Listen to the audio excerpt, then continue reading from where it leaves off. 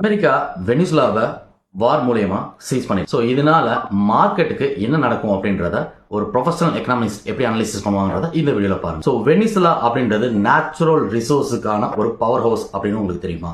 So America இந்த ரிசோர்ஸை control பண்ணா Indian stock மார்க்கெட்ல இருந்து குளோபல் ஸ்டாக் மார்க்கெட் வரைக்கும் என்னென்ன இம்பாக்ட் நடக்கும் அப்படின்னு சிம்பிளா சொல்றேன், கிளியரா புரிஞ்சுக்கோங்க. வெனிசுலா கிட்ட 303 பில்லியன் பேரல்ஸ் க்ரூட் ஆயில் வந்து ஸ்டாக்ஸ் இருக்கு. ஸோ இது வேர்ல்டுல biggest oil reserve.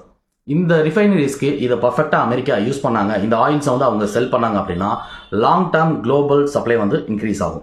Crude oil price குறையிறதுக்கும் சான்சஸ் இருக்கு. வெனிசுலா கிட்ட குரூட் ஆயில் மட்டும் இல்ல, கோல்டும் பாத்தீங்க அப்படின்னா நிறையவே இருக்கு. அபிஷியலா கோல்டு ரிசர்வ் பண்ணிருக்கிறது 160 மெட்ரிக் டன் ரிசர்வ் பண்ணிருக்காங்க. அண்டர் கிரவுண்ட் கோல்டு பொட்டன்ஷியல் பாத்தீங்க அப்படின்னா 7,000 to 10,000 டன்ஸ் வந்து கோல்டு இருக்கு. ஸோ இது சவுத் அமெரிக்காலேயே ரொம்ப ரிச்சஸ்ட் கோல்டு பெல்ட் அப்படின்னு சொல்லலாம்.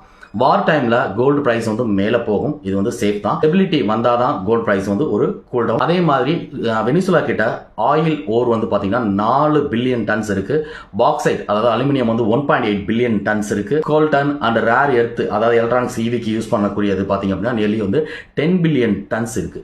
இது எல்லாத்தையும் யூஎஸ் வந்து அவங்களோட டிஃபென்ஸ் இண்டஸ்ட்ரிக்கும் எலக்ட்ரானிக்ஸ்க்கும் ஈவிக்கும் யூஸ் பண்ண ஆரம்பிச்சாங்க அப்படின்னா அவங்களுக்கு ஒரு பொட்டன்ஷியலா வந்து நல்ல ரெவன்யூஸ் வந்து ஸ்ட்ரைக் ஆகும். சரி, இது இந்தியன் மார்க்கெட்டுக்கு எந்த அளவுக்கு வந்து நெகட்டிவ் இம்பாக்ட் கொடுக்கும் அப்படின்னா ஆயிலோட பிரைஸ் வந்து ஸ்பைக் ஆகலாம் அல்லது இன்ஃப்ளேஷன்ஸ் வந்து வரலாம். மார்க்கெட்ல வாலட்டாலிட்டி வந்து கிரியேட் ஆகும். பிரஷர்ஸ் வந்து எந்தெந்த ஸ்டாக்ஸ்க்கு வரும் அப்படின்னா ஏர்லைன்ஸ்க்கு, பெயிண்ட்ஸ்க்கு அண்ட் லாஜிஸ்டிக்ஸ்க்கு வந்து பிரஷர்ஸ் வந்து கிரியேட் ஆகும்.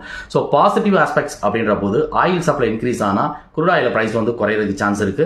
ஸோ இன்ஃப்ளேஷன் கண்ட்ரோல்ல வரும். இந்தியன் எக்கனாமிக்கு இது வந்து ஒரு பெனிஃபிட்.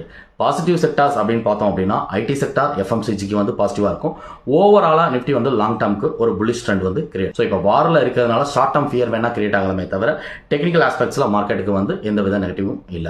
ஸ்மார்ட் ட்ரேடர்ஸ் வந்து வாலட்டாலிட்டியில ட்ரேட் பண்ணுவாங்க. ஸ்மார்ட் இன்வெஸ்டர் ஸ்டெபிலிட்டிக்காக வெயிட் பண்ணுவாங்க. ஸோ மோர் அப்டேட்ஸ் நம்ம பேஜை ஃபாலோ பண்ணி